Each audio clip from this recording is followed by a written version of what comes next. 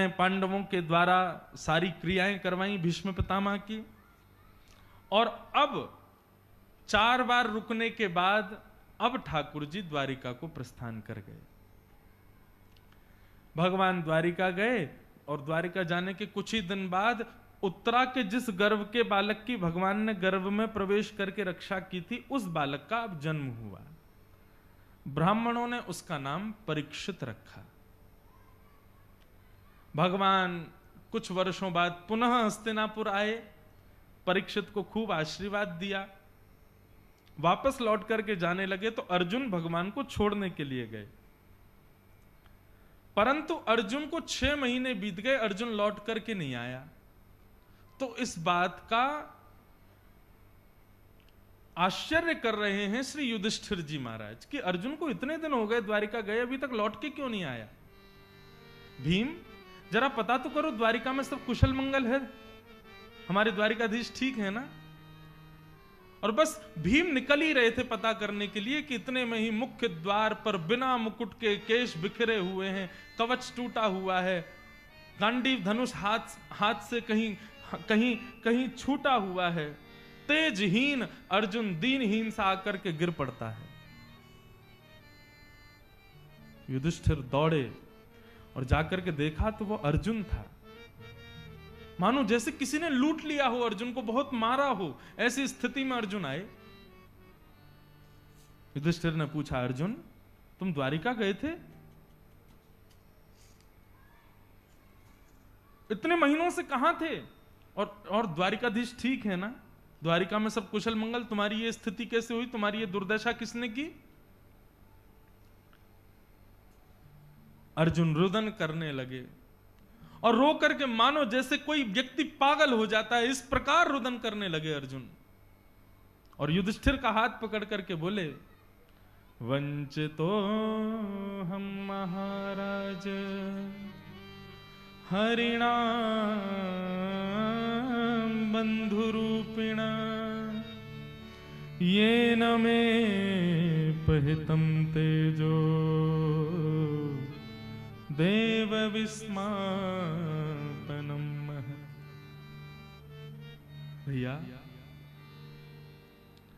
पग पग पर हमारी रक्षा करने वाले, महाभारत युद्ध को जैसे गाय के खुर के गड्ढे को पार करा देते हैं, ऐसे हाथ पकड़ करके पार कराने वाले, गांडीव धनुष को तेजस्वी बनाने वाले, और जिनकी कृपा से इंद्र का आधा सिंहासन खाली रहता था कि अर्जुन कभी भी आकर के बैठ सकता है, ये सब कृपाएं मुझ पर करने वाले, मेरे प्राण आधार, मेरे जीवन आधार, मेरे सर्वस्व द्वारिकाधीश अपनी लीला समाप्त करके अपने धाम को प्रस्थान कर गए। वे अपनी लीला संवरण करके चले गए। भैया, युधिष्ठिर ने जैसे ही सुना कि द्वारिकाधीश अपनी लीला विराम करके चले गए, युधिष्ठिर उसी समय मौन हो गए।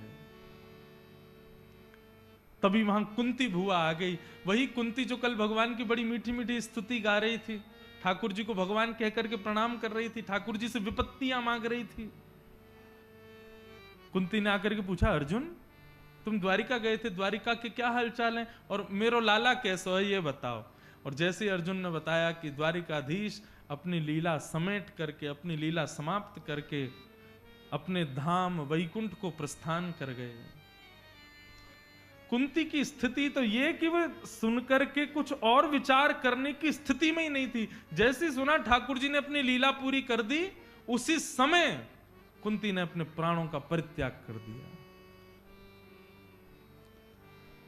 युधिष्ठिर बोले, जिनकी कृपा से हमको हस्तिनापुर मिला है, जब वे ही अपनी लीला पूरी करके चले गए तो हम यहां क्या करेंगे बैठ करके। छोटे से परीक्षित को ले जाकर के राज्य गद्दी पर बिठा दिया, अपने मुकुट को परीक्षित के बगल में रख दिया, ब्राह्मणों से कहा कि आप परीक्षित को समय समय पर बताते रहना क्या करना है, अब यही राजा है हस्तिनापुर का। और 5 पांडव द्रौपदी के साथ स्वर्गारोहण को प्रस्थान कर गए। बंधुओं, इन पांडवों में ऐसा कौन सा गुण है जिसके लिए ठाकुर जी ने इतना कुछ किया पांडवों के लिए। पांडव ऐसे कौन से गुण से युक्त हैं, पांडव ऐसे कौन से स्वभाव से युक्त हैं जिसके लिए ठाकुर जी इनके लिए सब कुछ करने को तैयार हो गए।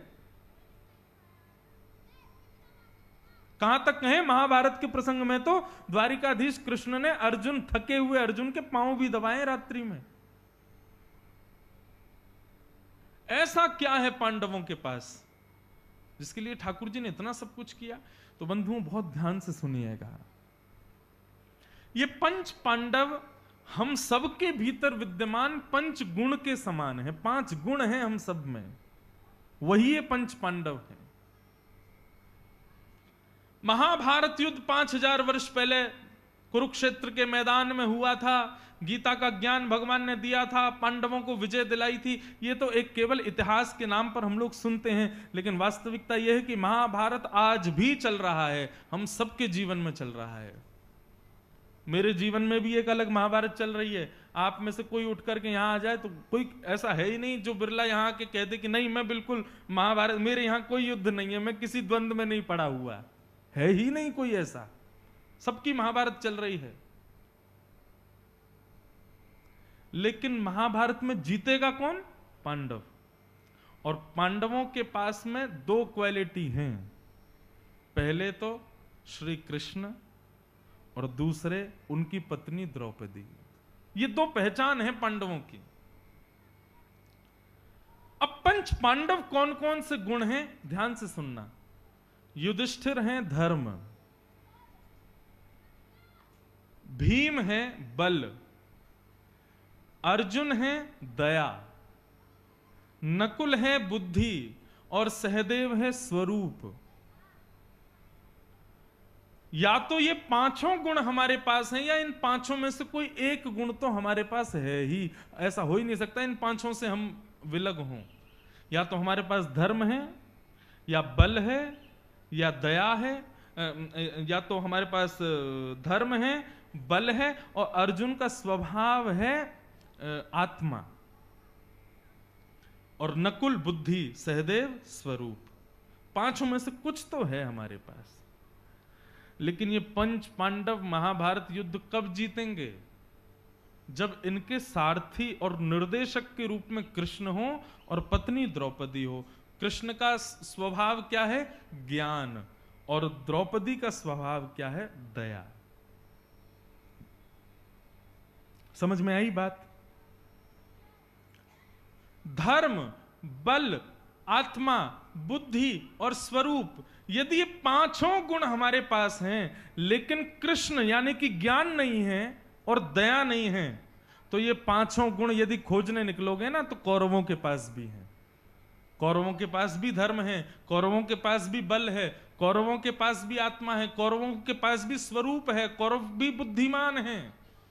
लेकिन उनके हारने का कारण यह है कि उनके यहां ज्ञान रूपी कृष्ण और दया रूपी द्रौपदी नहीं है। नहीं आ रही बात समझ? आ गई? नहीं आई? प्रेम से कहो जय श्री कृष्ण। ये एक पाठशाला है। यदि नहीं समझ में आए तो बेझिझक बोल दो, नहीं महाराज जी बताओ, नहीं आई समझ में। महाभारत युद्ध का विजेता यदि यहां बैठे प्रत्येक व्यक्ति को बनना है तो पहले यह सुनिश्चित करो कि तुम कौरव हो कि पांडव हो। पांडव होने के 2 ही लक्षण हैं, ज्ञान और दया, कृष्ण और द्रौपदी। यदि ज्ञान है हमारे पास और यदि दया रूपी द्रौपदी है हमारे पास, तो धर्म, बल, आत्मा, बुद्धि, स्वरूप 5 जीतेंगे।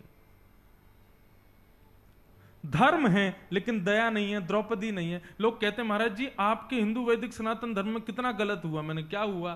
5 पांडव और पत्नी 1, ये कहां का रिवाज है? मैंने कहा भैया देखो, कथानक बातों के ना गूढ़ता को समझा करो। मैंने कहा यहां 5 पांडव पुरुष और द्रौपदी स्त्री आप इस रूप में देख रहे हो। मैंने कहा लेकिन हमारा धर्मशास्त्र इस रूप में नहीं बताता। वो 5 पांडवों को मानव के 5 गुण बताता है और द्रौपदी को भी दया रूपी गुण बताता है। धर्म है यानी कि युधिष्ठिर है लेकिन दया नहीं है, तो कई लोग धर्म के नाम पर निर्दोष जानवरों को मार देते हैं। क्यों? क्योंकि दया नहीं है। मैं केवल अन्य धर्म वालों के लिए नहीं कह रहा, हमारे हिंदुओं के यहां भी देवी को प्रसन्न करने के लिए और ना जाने कैसे कैसे देवताओं को खुश करने के लिए बलि चढ़ा देंगे, पशुओं का वध, पक्षी वध, ना जाने कैसे कैसे वध करते हैं। क्यों करते हैं? क्योंकि धर्म तो है लेकिन दया नहीं है। यदि दया होगी, अब देखो हमारे शास्त्र आज्ञा करते हैं कि जब मंदिर में ठाकुर जी के सन्मुख जाओ तो आपके भीतर जो अभिमान है, अभिमान का द्योतक बताया बकरे को। क्यों? मैं करता रहता 24 घंटे, केवल मैं और कोई यही नहीं। ये मैं रूपी बकरा जो तुम्हारे भीतर बैठा है, इसको जाकर के ठाकुर जी के चरणों में अर्पित कराओ, अपने अभिमान को नष्ट करके आओ, इसकी बलि चढ़ा के आओ। भले आदमी ने अपना अभिमान की बलि तो चढ़ाई नहीं, निर्दोष जानवर को जाके काट दिया वहां पे। दूसरों के हक को मार करके खाना, ये जो तुम्हारे भीतर जो ये मुर्गे का स्वभाव है, इसकी जाके बलि चढ़ाओ। अपने स्वभाव की बलि चढ़ानी है, हम वहां पर जीव जंतुओं को ले जाते हैं। ये तुम्हारे भीतर जो जड़ बुद्धि है, कितना भी हॉर्न बजाते रहो, भैंस रास्ता छोड़ेगी नहीं, जड़ है उसकी बुद्धि। ये तुम्हारे भीतर जो भैंस रूपी जड़ता है, इसकी बलि चढ़ाओ। हम उसकी तो चढ़ाते नहीं, लोग उसकी बलि चढ़ा देते हैं।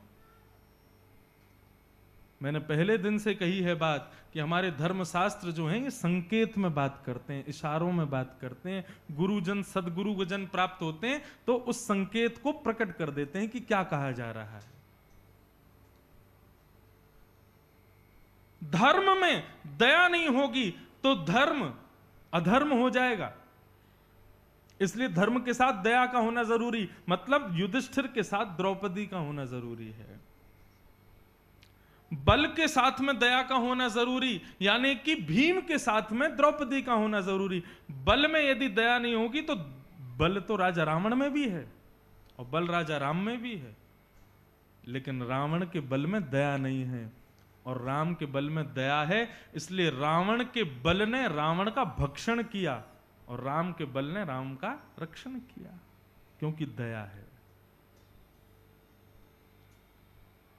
कोई व्यक्ति बलवान है, चाहे तन से बलवान है, चाहे धन से बलवान है, चाहे बुद्धि से बलवान है, चाहे अपनी चतुराई से बलवान है, लेकिन दया होनी चाहिए। नहीं तो उसके सामने, उसके बल में जो कमजोर है वो धनवान है और सामने वाला निर्धन है, तो बेचारे का कोई कुछ समझेगा ही नहीं, उसको आदमी नहीं मानेगा वो। कोई तन से बलवान है और सामने बेचारा कोई पतला दुबला आ जाए, उसको तो एक ही थप्पड़ में गिरता हुआ चलेगा। क्यों? दया नहीं है हृदय में। इसलिए भीम के साथ दया होनी चाहिए, आत्मा में दया होनी चाहिए। दया होती है इसलिए हम किसी को देख लेते हैं, कोई निर्धन घूम रहा है, कोई बेचारा बेघर घूम रहा है, कोई नहाया नहीं 5 दिनों से, इस प्रकार के भिक्षुक लोग घूमते हैं, उनको देख करके दया आती है, तभी तो हम कुछ प्रदान करते हैं। दया नहीं हो तो अर्जुन भी नहीं बन पाएगा कभी महाभारत का योद्धा। रूप यानी कि नकुल, कोई रूपवान है लेकिन दया नहीं है तो रूप गर्विष्ठ हो जाएगा, रूप का अभिमान हो जाएगा उसको। और कोई बुद्धिमान है लेकिन दया नहीं है तो बुद्धि का अभिमान हो जाएगा। कहने का केवल इतना अभिप्राय है, पंच पांडवों के कोई ना कोई गुण हम में हैं, लेकिन हम इस संसार रूपी महाभारत को कब जीतेंगे?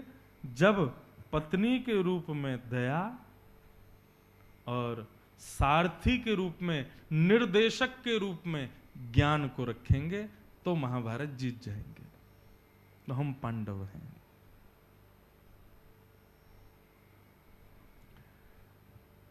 पांडवों ने स्वर्गारोहण को प्रस्थान किया, ऐसे पंच पांडवों को हम प्रणाम करते हैं। भगवान ने इनकी बहुत रक्षा की। पंच पांडवों को प्रणाम करते हुए अब बंधुओं धीरे धीरे राजा परीक्षित बड़े होने लगे। राजा परीक्षित ब्राह्मणों के नेतृत्व में रह करके राज शासन कर रहे हैं। राजा परीक्षित का ब्याह हो गया, पुत्र पौत्र आदि भी हो गए, जन्मेजय आदि। एक दिन राजा अपने नगर में भ्रमण कर रहे थे तभी उनको एक आश्चर्य दिखाई दिया। क्या? जिस राजा के यहां पर हिंसा करना मना है, जिस राजा के यहां पर सारे गलत काम करना मना है, उस राजा के यहां पर एक वृषभ यानी कि एक बैल अपने 3 पैर कटवा करके चौथे पैर पर खड़ा है और एक काला व्यक्ति उसके चौथे पैर को भी काट रहा है। ये वृषभ बैल जो है ये कोई और नहीं है, ये धर्म है। मैंने एक दिन और बताए थे, धर्म के 4 चरण होते हैं, सत्य, दान, दया और पवित्रता। हर युग में धर्म का एक चरण कट जाता है।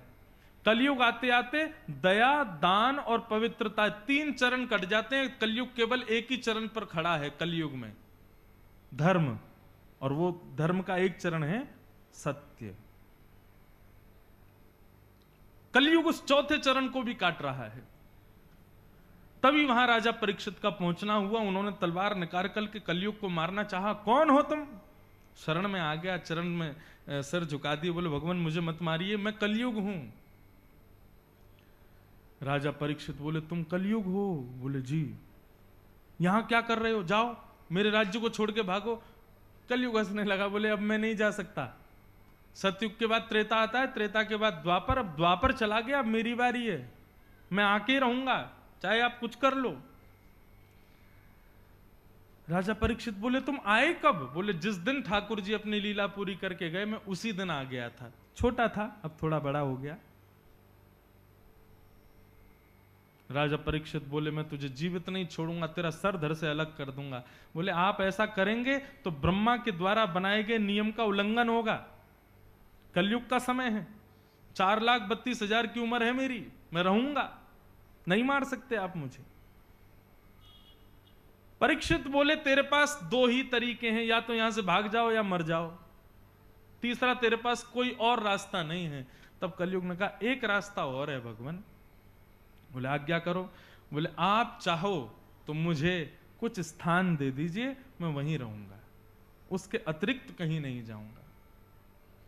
मैं ये विषय इसलिए कहता हूं क्योंकि मुझे आश्चर्य होता है ये विषय कहने में कि कलयुग को केवल 5 स्थान मिले। कितने? 5।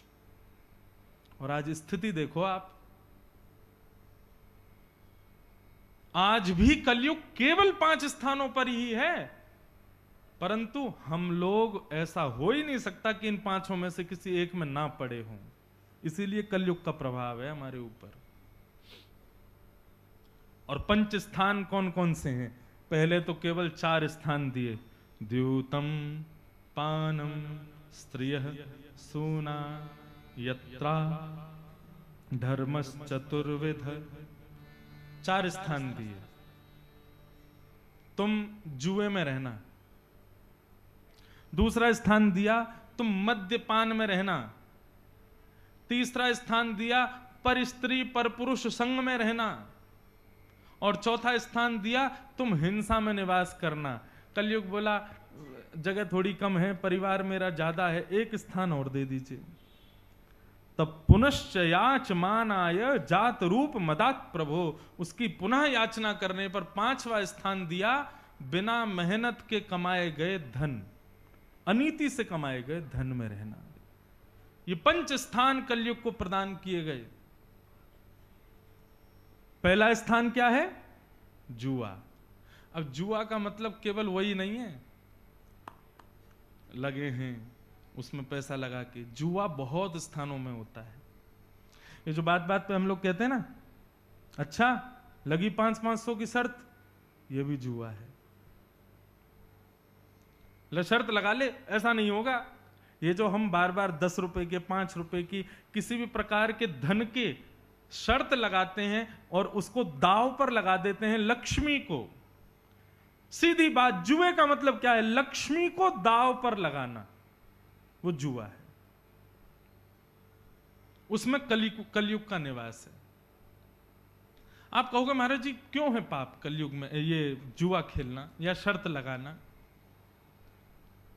साधारण भोगी लोगों के लिए वो लक्ष्मी, वो पैसा है, वो नोट है, वो धन है, लेकिन वास्तविकता क्या है? वो साक्षात लक्ष्मी है। लक्ष्मी को यदि दांव पर लगाओगे, किसी की पत्नी को यदि दांव पर लगाओगे, उसका पति छोड़ देगा आपको। लक्ष्मी के पति कौन है? स्वयं श्रीमन नारायण। नारायण को यदि पता चले मेरी पत्नी दाव पर लगी है, नारायण छोड़ देंगे? नारायण कुछ कहेंगे नहीं, लेकिन हां तुम्हारे जीवन में कलयुग को भेज देंगे, जाओ जितना हो सके इनके जीवन को सर्वनाश कर दो। द्यूतम जुए में रहता है। बल्कि स्थिति थोड़ी सी बदल लो, शर्त लगाने की स्थिति ज्यादा ही है तो एक काम करो, पैसे की मत लगाया करो। चल लगी 2-2 रसगुल्ला की शर्त, ये चल जाएगा। क्रिकेट खेलने जाते हो या गेम खेलते हो तो जीतने वाली टीम ऐसा कहे कि हम हारने वालों को आज जो है समोसा खिलाएंगे, ये ठीक है। लेकिन जहां पर स्वच्छंद धन को आप दाव पर लगाते हैं वो जुए का रूप ले लेता है, चाहे कोई भी खेल हो। द्यूतम जुआ पहला निवास। दूसरा निवास है पानम। अब पानम के भाव में केवल मद्यपान नहीं है, पानम में हर वो वस्तु जिसको मुख में लेना निषेध बताया गया उसका सेवन करना, उसमें कलयुग का निवास है। चाहे वो मदिरा पान हो, चाहे वो मांस भक्षण हो, चाहे वो भक्ष अभद्र भोजन हो, और सीधी बात कहूं बिना ठाकुर जी के भोग लगाया हुआ कोई भी प्रसादी का सामान हो। गीता स्पष्ट कहती है जीवन में कभी भी ठाकुर जी को बिना भोग लगाए कुछ भी मत पाना, और ठाकुर जी को वही भोग लगाना जो नियम बताए गए हैं। वहां जिन जिन चीजों का निषेध बताया वो ठाकुर जी को भोग में नहीं आनी चाहिए। अब आजकल लोग इतने ज्यादा व्यवस्थित हो गए कि अपने चटपने के अनुसार सब वस्तु घर में बना लेते हैं।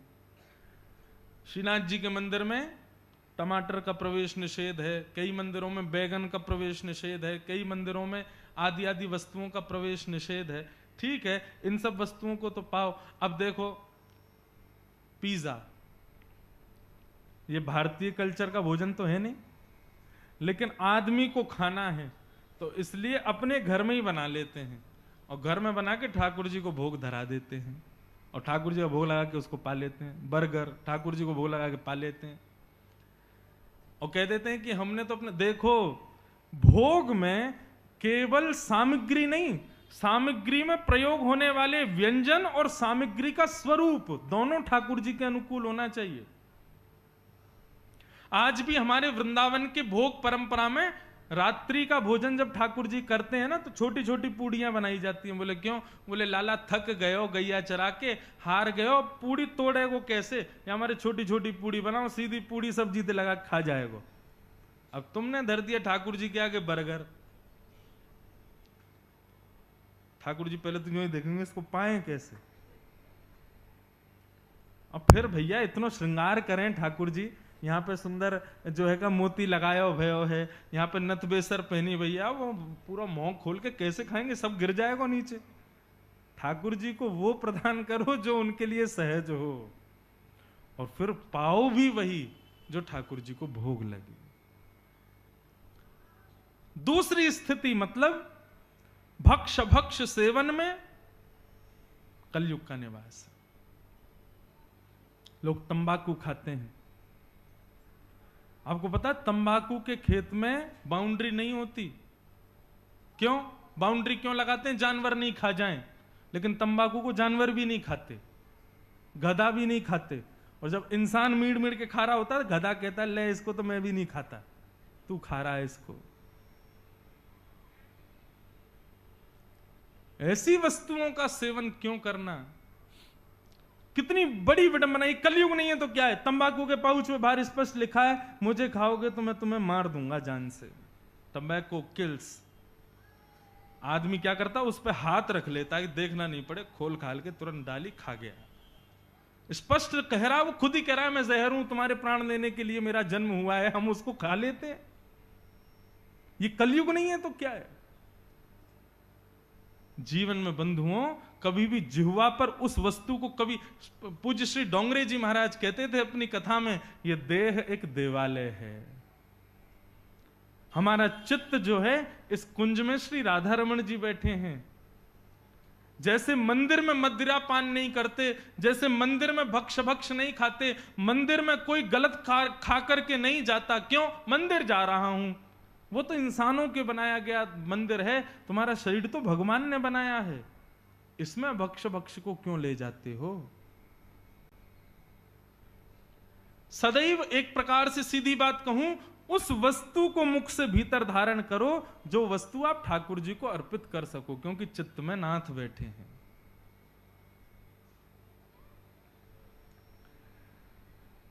तीसरा स्थान क्या बताया? पर स्त्री संग, पर पुरुष संग।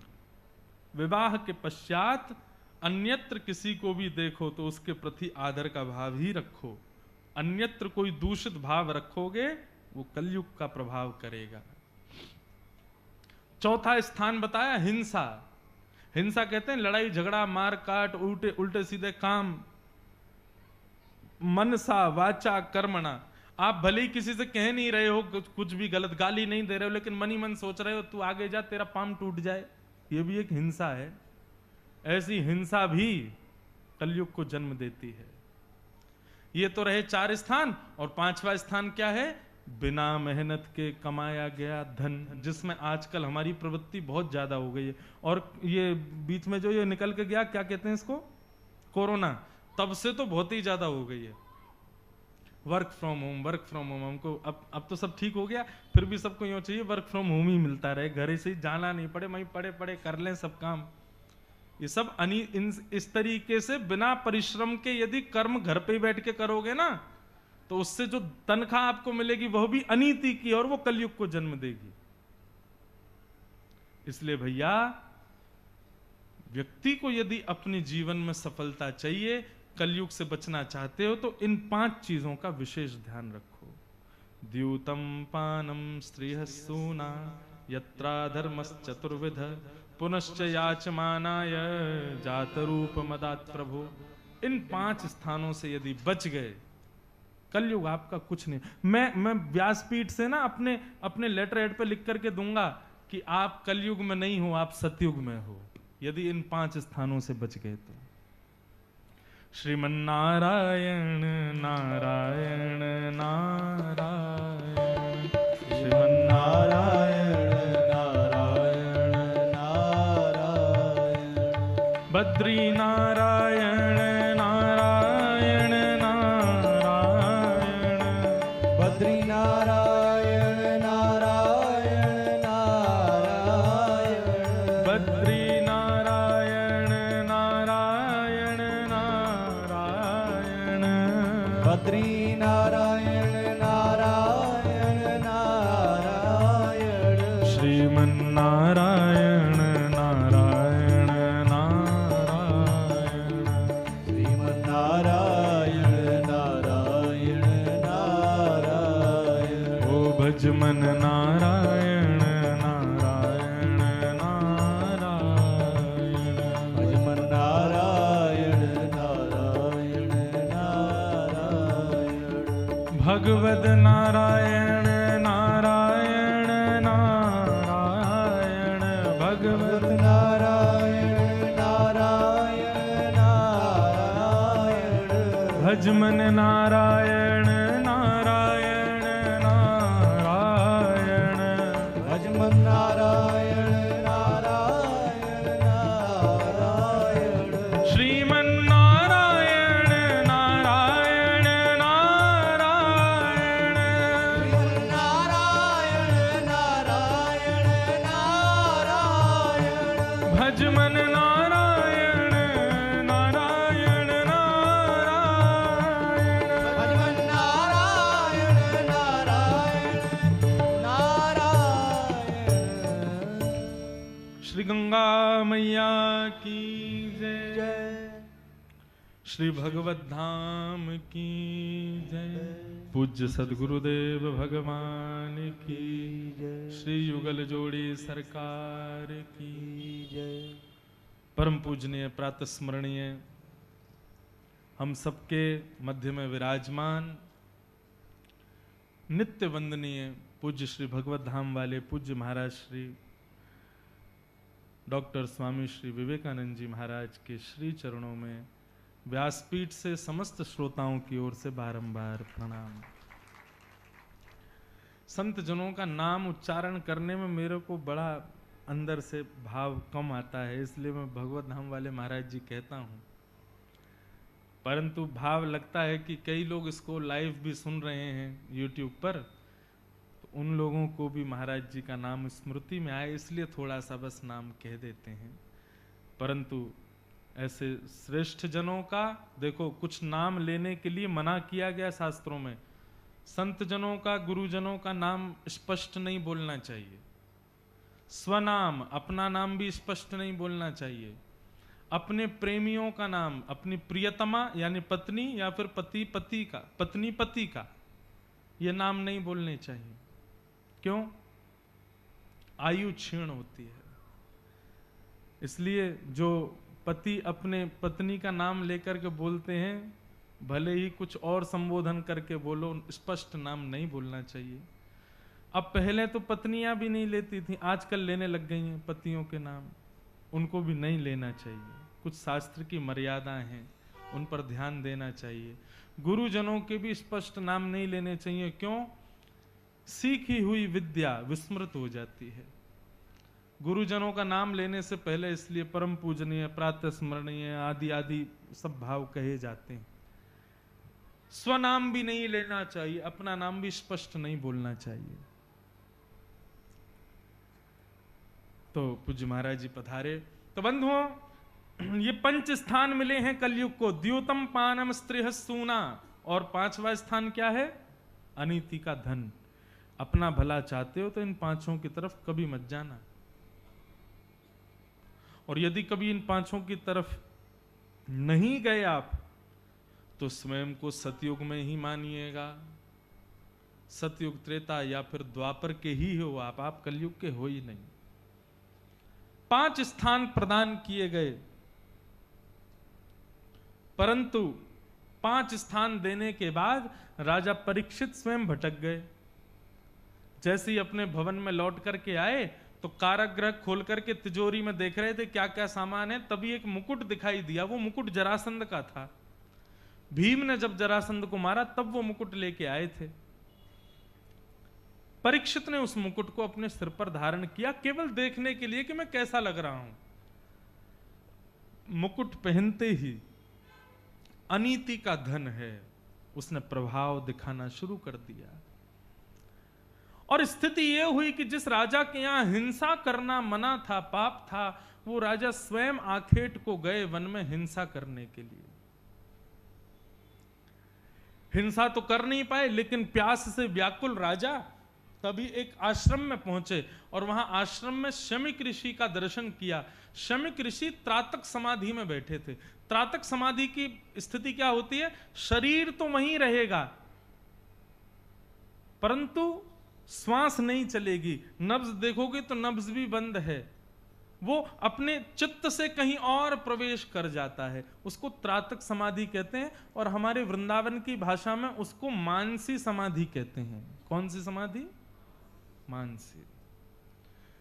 हरिदासी परंपरा में, श्री हरिवंश परंपरा में मानसी समाधि का, मानसी सेवा का बहुत बड़ा भाव है। मतलब ठाकुर जी सामने बैठे हैं और आप उनका श्रृंगार कर रहे हो, अर्चना कर रहे हो, भोग लगा रहे हो, आरती कर रहे हो, नैवेद्य अर्पित कर रहे हो। ये प्रत्यक्ष में करने को इतना प्रधान नहीं मानते, उसको अप्रत्यक्ष करना। मतलब कैसे? नेत्र बंद करके अपने हृदय में विचार करना, ठाकुर जी मेरे सन्मुख हैं, मैं उनके साथ में अब उनको स्नान करा रहा हूं, अब उनका श्रृंगार कर रहा हूं, अब उनको भोग धरा रहा हूं, अब उनकी सेज सजा रहा हूं, उनके चरण दबा रहा हूं, उनको माला पहना रहा हूं। इस प्रकार मानस में चिंतन करना उसको बहुत विशेष माना गया है। देह से प्रत्यक्ष सेवा की जाए, ठाकुर जी उसको अस्वीकार कर सकते हैं, लेकिन मन से मानसी सेवा यदि की जाए, त्रातक स्थिति में सेवा की जाए, उसको ठाकुर जी निश्चित स्वीकार करते हैं। श्रीमद वल्लभाचार्य जी महाराज के यहां एक अकिंचन भक्त पहुंच गया। बोले मेरे पास इतना धन नहीं है कि मैं ठाकुर जी को रोज 56 भोग लगा सकूं, रोज दूध से अभिषेक कर सकूं, रोज उनके लिए सुंदर सुंदर पोशाक बनाऊं, तो मैं सेवा कैसे करूं? श्रीमद वल्लभाचार्य जी बोले तुम मानसी सेवा करो, नेत्र बंद करके मन में विचार किया करो, ठाकुर जी सामने बैठे हैं और बढ़िया जितनी तुमको महंगी से महंगी वस्तु लानी है, मन से तो कितने भी महंगे ला सकते हो, सबको लाके ठाकुर जी को दिया करो। और वो तो दूसरे दिन ही पहुंच गया। श्रीमद वल्लभाचार्य जी की आज्ञा मान करके सन्मुख चौकी पर ठाकुर जी विराजमान है। मन में विचार करने लगा, आहा कितने सुंदर ठाकुर जी, चलो ठाकुर जी आपको अब स्नान कराएं। एक सुंदर स्वर्ण के पात्र में मैंने ठाकुर जी को विराजमान किया। कुटिया में बिना रोक टोक के सूरज की रोशनी आ रही है और सोच देखना कहां जा रही है उसकी। स्वर्ण के पात्र में ठाकुर जी बैठे हैं। थोड़े गुनगुने जल से मैं ठाकुर जी का स्नान करा रहा हूं। अब सुंदर से एक वस्त्र से ठाकुर जी के पूरे अंग को पोंछ रहा हूं। ठाकुर जी को सुंदर मखमली वस्त्र धारण करा रहा हूं। एक पत्रावली का श्रृंगार, स्वर्ण का मुकुट, स्वर्ण की मालाएं गले में पहनी हैं। ठाकुर जी के हाथ में पद्म राग के कंगन पहनाए हैं। ठाकुर जी को बढ़िया सुंदर केसर युक्त इत्र लगाया है। पूरा मेरा भवन महक गया उसी इत्र से। ठाकुर जी को भोग लगाना है। उठते पट दूध पियो। ठाकुर जी दूध पीते हैं स्नान के तुरंत बाद। ठाकुर जी के लिए बढ़िया दोहरी गाय का दूध लाया हूं। उस दूध को ठाकुर जी को अर्पित कर रहा हूं। केसर डाली है, किशमिश डाली है, बढ़िया उसमें बहुत सारे बादाम आदि सब मिला करके। अब थोड़ी इसमें शक्कर डाली, 1 चम्मच डाली, 2 चम्मच डाली थी। अरे शक्कर तो ज्यादा हो गई, 1 चम्मच निकाल देता हूं। जैसे ही निकालने लगा ठाकुर जी सच में प्रकट होकर उसका हाथ पकड़ने लगे। जैसे ही उसका हाथ पकड़ा, उसने नेत्र खोल करके देखा, सामने श्याम सुंदर बैठे हैं। और श्याम सुंदर बोले, तेरी सच की शक्कर लग रही है जो तू निकाल रहा है। दंडवत प्रणाम किया भगवान। जाकर के जब वल्लभाचार्य जी को बताया तो बोले कि मानसी सेवा है। प्रत्यक्ष देह से की गई सेवा को भले ही अस्वीकार कर दें ठाकुर जी, लेकिन मानसी सेवा को कभी अस्वीकार नहीं करते। मानसी सेवा होना बहुत मुश्किल है, पर हो जाए ना तो उससे दिव्य कुछ नहीं। एक बहुत प्रिय प्रसंग है मेरा। स्वामी श्री हरिदास जी महाराज जब वृंदावन में विराजते थे, बिहारी जी प्रकट हुए थे। प्रकट हुए कुछ महीने हुए थे बिहारी जी को। अब तो कितने 500 वर्ष हो गए, 500 वर्ष के आसपास हो गए बिहारी जी। अभी बिहार पंचमी गई है। तो बिहारी जी को प्रकट हुए कुछ महीने ही हुए थे। बिहारी जी कहां प्रकट हुए? निधिवन। वैसे देखो बिहारी जी का असली नाम है कुंज बिहारी। क्या नाम है? वो बाद में दिल्ली वाले लोगों ने कर दिया बांके बिहारी, लेकिन लाल जी का जो मुख्य नाम है ना वो है कुंज बिहारी, क्योंकि ठाकुर जी कुंज में प्रकट हुए थे। कुंज किसे कहते हैं? जब 2 लताएं मिलकर के आपस में जुड़ करके एक सघन अंतःपुर का निर्माण कर दें, उसमें ठाकुर जी सुख से विराजते हैं, उसको कुंज कहते हैं। हमारे वृंदावन में बड़ी कुंज हैं, ऐसी लता पत्रों की ऐसे गोल गोल बनी होंगी, उसमें ठाकुर जी विचरण करते हैं। वो ठाकुर जी को बड़ी प्रिय। उसमें जो प्रकट हुए उनका नाम है कुंज बिहारी। श्री कुंज बिहारी प्रकट हुए, निधिवन में विराजते थे। तो महाराज धीरे धीरे दशों दिशाओं में हवा की तरह बात फैल गई कि श्री वृंदावन में स्वामी श्री हरिदास जी के प्रभाव से और उनके भजन के प्रताप से ठाकुर जी स्वयं प्रकट हुए हैं। वो बड़े सुंदर ठाकुर जी हैं। सब दर्शन करने के लिए आते थे। लाहौर के एक सेठ को पता चला कि श्रीधाम वृंदावन में कुंज बिहारी प्रकट हुए हैं। कुंज बिहारी को अर्पित करने के लिए उस सेठ ने खस का इत्र मंगवाया। हमारे बिहारी जी को इत्र की सेवा बड़ी प्रिय है। और अभी गर्मियों के समय में तो चोबा, खस जो बनता है ना, उसका जो गाढ़ापन होता है उसको चोबा कहते हैं। वो बिल्कुल ऐसा तार जैसा होता है, वो लगाते हैं बिहारी जी। चोबा, चंदन नाम सुना, चोबा माथे पे लगाएंगे, ठोड़ी पे लगाएंगे, अंग पे तो खूब मालिश करवाते हैं बिहारी जी इत्र की। तो एक लाहौर का एक सेठ था, वो इत्र उसने मंगवाया महंगा वाला खस का, और स्वर्ण का बढ़िया पात्र लिया, उसमें इत्र लेकर के बिहारी जी को चढ़ाने के लिए निकल पड़ा लाहौर से। स्थिति ये बताते हैं कि महाराज उसके इत्र की सुगंधी ऐसी थी कि वो जिस जिस नगर से निकलता था, वहां के नगर के लोग अपने घरों में बैठे बैठे उस इत्र की सुगंधी का अनुभव करते थे। बोले भैया ये सुगंधी कहां से आ रही है? तब बताते, बोले एक लाहौर का भक्त है, वो वृंदावन जा रहा है बिहारी जी को इत्र चढ़ाने, तो उसी के इत्र की सुगंधी है। तो कई लोग तो इत्र की सुगंधी को सूंघ करके उस भक्त के संग हो लिए कि हम भी चल रहे हैं, बिहारी जी का दर्शन करके आएंगे। और देखते ही देखते महाराज हजारों भक्तों की टोली वृंदावन पहुंची। परंतु उस भक्त के भीतर में थोड़ा सा मान आ गया कि मैं बहुत बड़ा इत्र लेके आया हूं, सोने के पात्र में लेके आया हूं, महंगा वाला इत्र है, वृंदावन के लोग सब लोग प्रसन्न हो जाएंगे। भाई ऐसी वस्तु ठाकुर जी को किसी ने नहीं अर्पित की जैसी ये लेके आया है। जैसे निधिवन राज में उसने प्रवेश किया, ठाकुर जी राजभोग अरोग रहे थे, कपाट लगे हुए थे।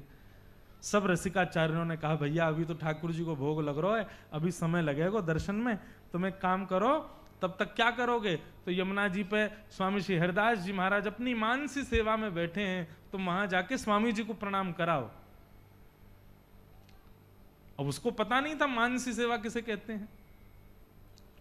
स्वामी श्री हरिदास जी महाराज मानसी में बैठे थे। आज भी मैंने अपने नेत्रों से इस भरी सर्दी में भी वृंदावन के संतों को पसीने में लथपथ देखा है मानसी सेवा में। वो किसी स्थिति में होते हैं, उनका देह वहां होता है लेकिन चित्त वहां नहीं होता। जैसे ही वो भक्त पहुंचा तो स्वामी श्री हरिदास जी महाराज बैठे थे मानसी सेवा में, कभी हिल रहे हैं, कभी मुस्कुरा रहे हैं, कभी कोई भाव मन में, अंदर ही अंदर कुछ कुंज की लीला चल रही है। उसको थोड़े अपने इत्र का मान था, उसने स्वामी जी को प्रणाम किया और थोड़ा समीप ना इत्र रख दिया और इत्र का ढक्कन और खोल दिया ऊपर से कि सुगंधी आ जाए तो इस स्वामी जी के नेत्र खुलेंगे तो ये पूछेंगे भैया सुगंधी कहां से आई, तो मैं बताऊंगा मैं लेके आया हूं। और स्वामी श्री हरिदास जी महाराज थोड़ी देर तो चिंतन करते रहे और थोड़ी देर में ही ना जाने क्या हुआ, ऐसे रेत को आसपास अपने खोजने लगे, कुछ खोदने लगे। तभी वो इत्र के पात्र पर उनका हाथ पड़ा, उन्होंने उठाया, उठा करके सीधा उसको यमुना जी में फेंक दिया। पूरे इत्र को स्वर्ण के पात्र के सहित फेंक दिया। वो भक्त तो देखता रह गया, इतना महंगा इत्र इतने महंगे पात्र में लेकर के आया मैं, और अभी ठाकुर जी को चढ़ा भी नहीं था और ये बाबा ने फेंक दिया। एक बार भी ये विचार नहीं किया कितना महंगा है, क्या है ये कैसी स्थिति है भैया। वो स्वामी श्री हरिदास जी को पकड़ने के लिए, कुछ पूछने के लिए जाने लगा तो वैष्णवों ने रोक दिया, बोले अभी स्पर्श मत करना, स्वामी जी मानसी में। और उसको क्या पता मानसी क्या होती है। वो तो मन ही मन सोचने लगा मैं बहुत बड़ी गलती हो गई मुझसे, बहुत बड़ा अपराध हो गया, इतने रुपया तो अपने घर में खर्च कर देता मैं, और ये कौन से बिहारी जी आ गए हैं, इनके लिए इतना महंगा इत्र लाया और ये मैं उनको अर्पित भी नहीं कर पाया, ये बाबा ने पूरा फेंक दिया यमुना जी में। मन ही मन सोच रहा था अभी चला जाऊंगा वापस और जीवन में कभी वृंदावन नहीं आऊंगा। तभी स्वामी श्री हरिदास जी महाराज के नेत्र खुले, प्रणाम किया, और प्रणाम करके जब नेत्र खोल करके आसपास देखा तो वो भक्त बैठा था। उसने प्रणाम किया। स्वामी जी बोले बिहारी जी का दर्शन किया तुमने? नहीं, अभी राजभोग पा रहे हैं, जाओ जल्दी जाओ, ठाकुर जी के दर्शन खुल गए, दर्शन करके आओ। भक्त बोला अब इत्र तो गया नहीं ठाकुर जी को, इनसे क्या पूछूं मैं, इतने भक्त खड़े हैं उनके, इतने सेवक खड़े हैं, इनके सामने क्या बोलूं। बिहारी जी को दर्शन करके वहीं से ही निकल जाऊंगा, आऊंगा ही नहीं लौट के। जैसे ही निधिवन राज में प्रवेश किया, निधिवन के प्रत्येक लता गुल्म पर वो इत्र छिड़का हुआ था। और जैसे ही बिहारी जी के सन्मुख पहुंचा है तो सघन कुंज में मुकुट से लेकर के पैर के नख तक बिहारी जी के अंग से वो इत्र चुचा रहा था। ठोड़ी पर मानो जैसे वो इत्र नीचे टपक रहा हो। उसका देह कंपायमान होने लगा। बिहारी जी को प्रणाम किया, दौड़ करके स्वामी श्री हरिदास जी के पास गया। बोले मैं आपकी लीला समझ नहीं पाया, आपने मेरे इत्र को यमुना जी में प्रवाहित कर दिया, यमुना जी में फेंक दिया, तो फिर निधिवन में वो इत्र ठाकुर जी को कैसे पहुंचा? वहां की सघन कुंज लताओं पर इत्र की बूंद क्यों है? वो सुगंध से क्यों सुगंधित हो गया पूरा निधिवन? जब इत्र आपने यमुना जी में फेंका तो वहां क्यों पहुंच गया वो? मुझे बताइए भगवान, नहीं तो पागल हो जाऊंगा मैं। स्वामी श्री हरिदास जी महाराज ने अपनी मानसी सेवा का उजागर किया। मानसी सेवा कभी उजागर नहीं करते संत लोग, लेकिन आज उसके हृदय के भाव के लिए उजागर किया। बोले अरे लाला तो कहा बताऊं, मानसी में आज श्यामा श्याम दोनों होरी खेल रहे तो श्री किशोरी जी के पक्ष को मैं हतो। इतने में ही लाला ने जोर की पिचकारी मारी किशोरी जी पे। सो किशोरी जी पूरी रंग गई। सो मोसो बोली सखी सुन, ऐसो चटक रंग लेके आ कि या कार्य को और कारो कर दूं। तभी मैं खोजवे के काजे निकलो कि भैया कहीं कोई चटक रंग मिले। इतने में ही तेरे द्वारा अर्पित वो इत्र मेरे हाथ में आ गयो। मैंने किशोरी जी को दे दिया और किशोरी जी ने श्याम सुंदर पे फेंक दियो और ठाकुर जी को अर्पित है गयो।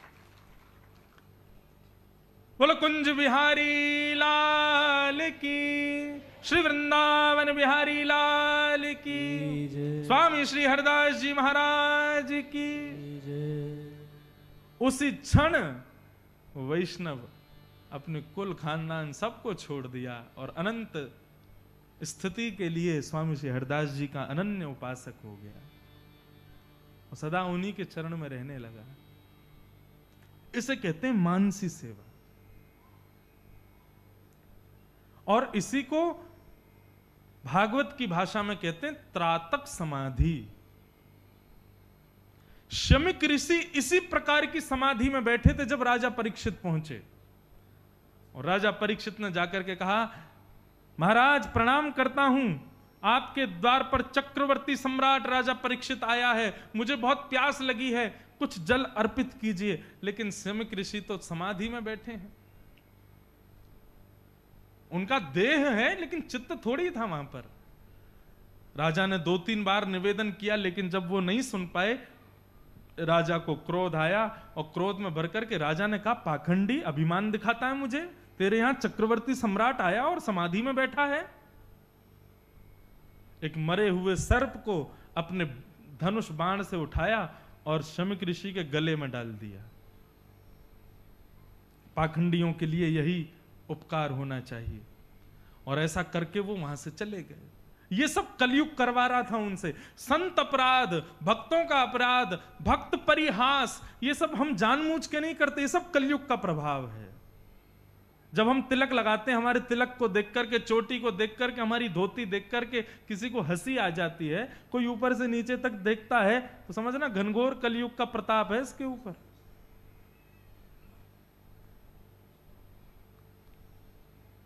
वास्तव में ये तिलक, ये चोटी, ये धोती, ये कोई अन्य भाव नहीं है। जिस प्रकार विवाह होने के बाद सौभाग्यवती नारी मांग में सिंदूर भरती है, गले में मंगलसूत्र पहनती है, और विवाह से पहले कुछ भी पहने लेकिन विवाह के बाद अधिकतर साड़ी पहनती है, हाथों में चूड़ियां पहनती है। क्यों?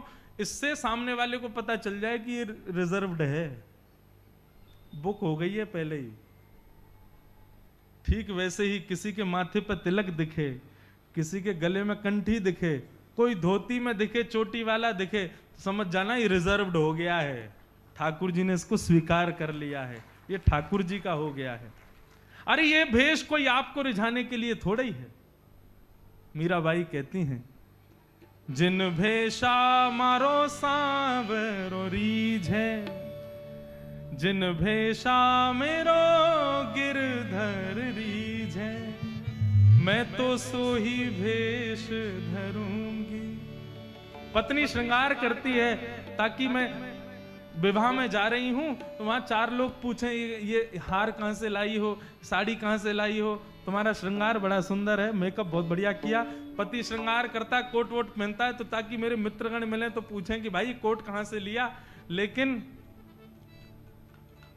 भक्त संसार को रिझाने के लिए नहीं सजता, वो तो केवल श्याम सुंदर को रिझाने के लिए सजता है। हमारे वृंदावन में कई महात्मा पूरे मुंह पे चंदन लगा लेते हैं, सब बस आंख ही आंख दिखाई देंगी उनकी। उनसे कहो बाबा पूरे मुंह पे चंदन लगा लिए तुमने, तो बोले अरे भैया ये हाउ बिलाऊ से बन के बिहारी जी के सामने जाएंगे तो बिहारी जी की हंसी आ जाएगी, बिहारी जी ने खुश रह जाएंगे, हमको देख के न उनको आनंद आ जाएगा, या हमारे ऐसे बन के डोलने हैं। श्रृंगार भी केवल ठाकुर जी को रिझाने के लिए हो। जिन भेषा मेरो सांवरो रीझे, जिन भेषा मेरो सांवरो रीझे, जिन भेषा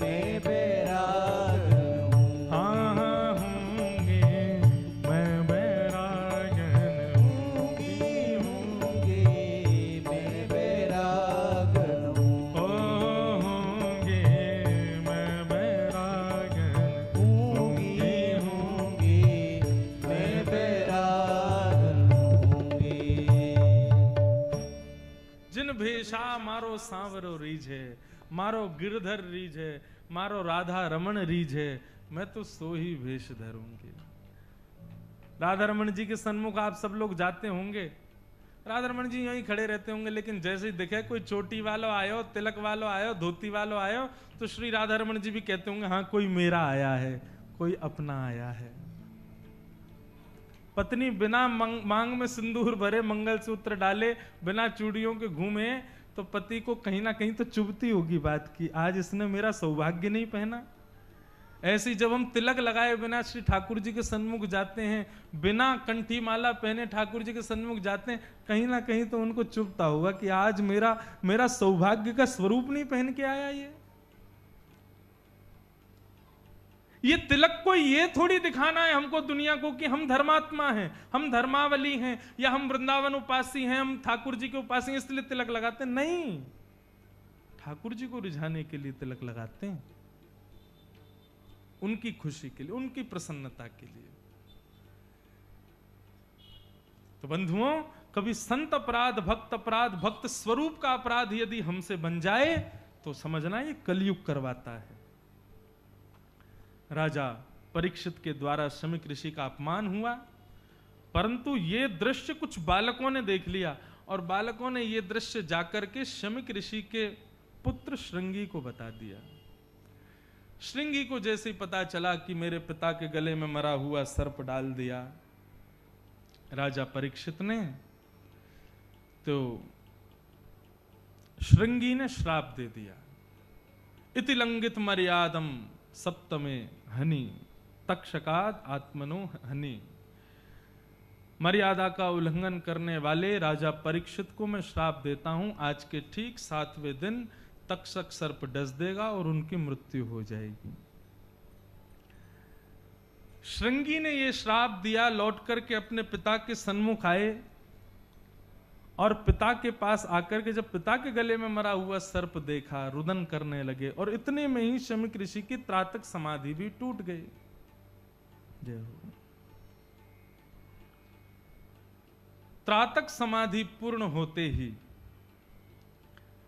आज भी हमारा परम सौभाग्य, आज ठाकुर जी के गोवर्धन उत्सव को उत्सवात्मक रूप देने के लिए हम सबके मध्य में श्री निकुंज कामरा जी और अरुषि गंभीरा जी आई हैं।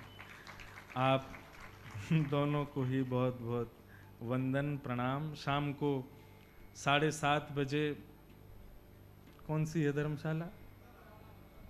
तुलाराम धर्मशाला में आप सब लोग उपस्थित होना। और आज तो एक और प्रसन्नता की बात है कि आज पूज्य पिताजी महाराज भी पधार रहे हैं। थोड़ी देर में आप श्री का आना कोई निश्चित तो नहीं हो पा रहा था कब आएंगे, लेकिन आज मैंने पुनः प्रार्थना की, क्योंकि 15 तारीख से श्रीधाम वृंदावन में हम लोगों के यहाँ पूज्य जगत गुरु भारत रत्न और भारत भूषण से सम्मानित परम पूजनीय जगत गुरु रामानंदाचार्य पूज्य श्री राम भद्राचार्य जी महाराज की श्रीमद् भागवत में जो वेद स्तुति है उस पर उनका प्रवचन है। तो पिताजी महाराज उसकी व्यवस्थाओं में व्यस्त हैं, परंतु मैंने कहा आप आज आ जाइए, कल से फिर व्यस्त हो जाना। तो फिर आज थोड़ी देर के लिए वे पधार रहे हैं, सबको आनंद प्राप्त होगा। तो शाम को सब लोग 7:30 बजे उपस्थित रहिएगा, वहां पर आनंद लेंगे।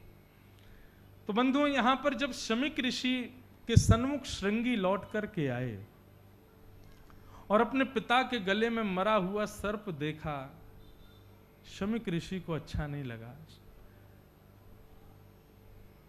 शमीक ऋषि की जब समाधि टूटी, श्रृंगी को रोते हुए देखा, तो श्रृंगी से पूछा, पुत्र तुम क्यों रो रहे हो? बोले, पिताजी आपके गले में मरा हुआ सर्प पड़ा है, राजा परीक्षित ने आपका अपमान किया। शमीक ऋषि कहने लगे, बेटा अपमान का बोध उसको होता है जो बहुत सम्मान का अधिकार रखता है, बहुत सम्मान की इच्छा करता है। ठीक है, वो चक्रवर्ती राजा हैं, उनके मन में कोई बात आ गई होगी, उन्होंने डाल दिया होगा, इसमें इतना शोक क्यों मनाना? सर्प को उठा करके शमीक ऋषि ने दूर फेंक दिया। संत का यही लक्षण होता है केवल उसको कोई माला पहनाए, उसको कोई बहुत सम्मान देवे, उसको मोटा लिफाफा दे दे, वो तभी प्रसन्न हो, तो वो संत कैसा? संत कौन है? सामने वाला व्यक्ति यदि कोई अपयश भी कर दे, अपमान भी कर दे, या कुछ अभद्रता भी कर दे, तो उसके प्रति भी सहज भाव रखे, सम रखे। ये असमता जो व्यक्ति के अंदर दिखाई देती है ना, बहुत सम्मान करने वाला, बहुत प्रेम से रहने वाले के प्रति तो अच्छे, और बहुत ज्यादा दूषित भाव रखने वाले के प्रति तुम भी वैसे ही हो जाते हो, तो ये संतत्व का लक्षण नहीं है। संत तो सबके प्रति सम रहता है।